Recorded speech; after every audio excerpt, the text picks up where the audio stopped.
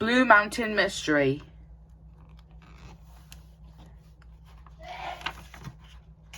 It was a busy day at the Blue Mountain Quarry. Rusty shunted trucks of slate. Owen lifted heavy equipment up and down the rocky walls. The lower-gauge quarry engines were smaller and lighter than the other engines. They had special tracks. Paxton, a visiting diesel, was impressed by how hard they all worked. Suddenly, there was a loud noise. Giant stones were falling from London Bridge. Rheneas tried to stop, but his heavy trucks pushed him toward the bridge. Rheneas rolled across the bridge just in time. Unfortunately, Paxton was buried under some falling stones. He was all right, but he needed repairs.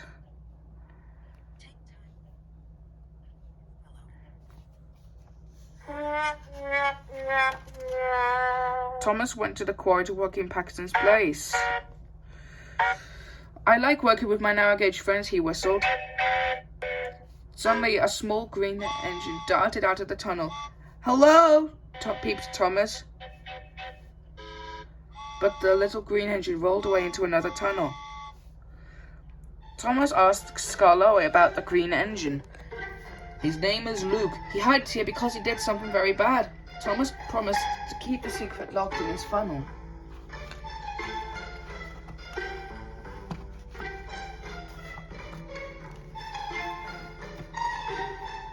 What did Luke do that was so bad? Thomas wondered aloud later that night. Don't worry, Luke. I'll find a way to help you. But Thomas wasn't really alone. Someone was listening. The next morning, as Thomas chuffed to work, Luke emerged from a tunnel. Hi, Thomas, Luke said. I'm sorry I hid from you. Will you be my friend? I'd like that, replied Thomas. Thomas and Luke worked together at the boulder drop all day. Why do you keep hiding? Thomas asked Luke. They didn't notice that Paxton was back. He was listening to Luke's story. I first came to Sodor on a boat, said Luke. When they were lifting me off it, I bumped into a little yellow engine and sent him splashing into the sea.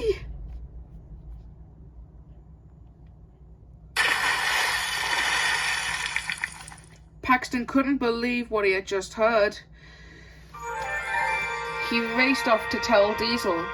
Later, Thomas heard Paxton telling Diesel the story. The yellow engine was never seen again, said Diesel. We have to tell Sir Topham Hatt and Mr. Percival. Thomas was worried.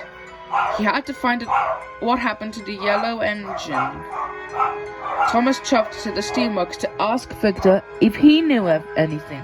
That was me, said Victor. Victor's story about his trip to the island of Sodor was the same as Luke's, except for one important detail. My chains were broken, Victor said. That's why I fell into the sea, but Cranky fished me out. So it was an accident, peeped Thomas, and you were repaired? Yes, replied Victor.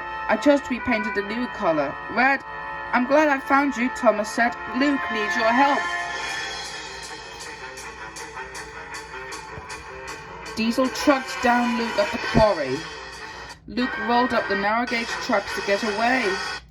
Diesel couldn't follow. You can't hide, shouted Diesel. Sir Topham Hatt is going to kick you off Sodor. Thomas can't save you now. Yes, I can, peeped Thomas. The quarry walls were high, so Thomas needed Owen's help. Thomas was heavy, but Owen lifted him all the way to the top.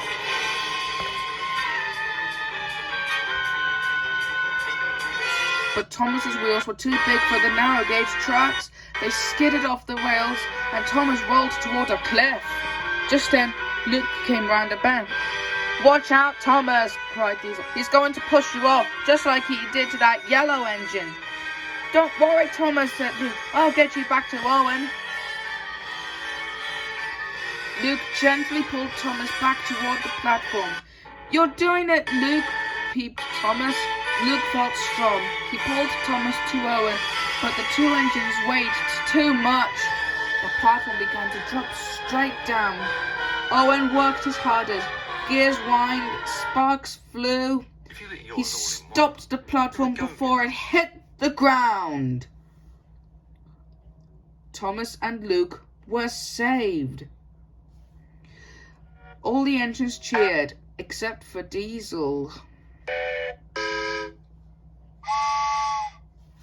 Just then, Sir Tom had and Mr. Percival arrived. They were confused and angry. Luke is a bad engine, said Diesel. He pushed a yellow engine into the sea. Victor steamed into the quarry. Everyone was surprised. Luke, you didn't push me, Victor said. It was an accident. I was repaired and painted red.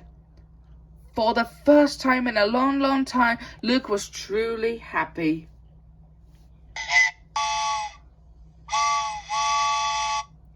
So Tom was upset with Diesel.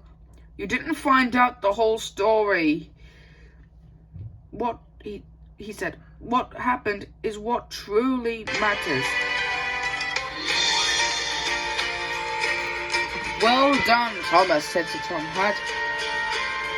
Today is a happy day for Mr. Percival and his engines.